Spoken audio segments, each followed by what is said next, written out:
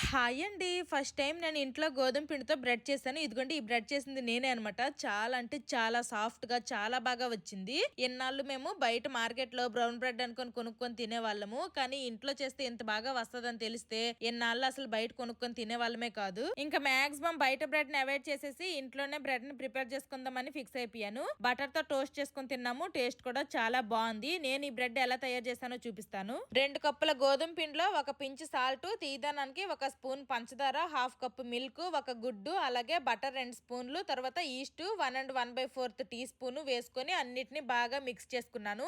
ఇంక ఎక్స్ట్రాగా వాటర్ ఏమి వేయాల్సిన అవసరం లేదు. కరెక్ట్ మెజర్మెంట్స్ తో వేసుకుంటే ఇలా మంచిగా చపాతీ ముద్దలా అవుతుంది. ఈ బౌల్ పైన ఫుడ్ వ్రాప్ కవర్ ఉంటది కదా, దాన్ని మొత్తము క్లోజ్ చేసేసి కాసేపు సైడ్ కి పెడితే మంచిగా మనం కలిపిన పిండికి డబుల్ అవుతుంది అనమాట. ఆ ఈస్ట్ అనేది యాక్టివ్ అవుతుంది. ఇలా యాక్టివ్ అయిన తర్వాత మళ్ళీ బాగా కలుపుకోవాలి. చూడండి ఇలా పొరలు పొరలుగా వస్తుంది అనమాట. మనకు అర్థమైపోతుంది.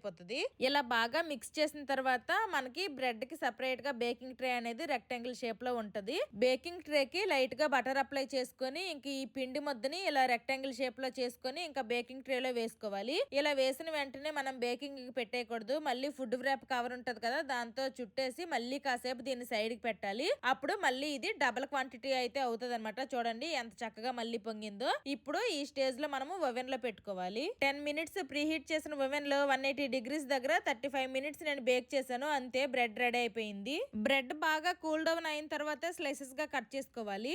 Bye bye.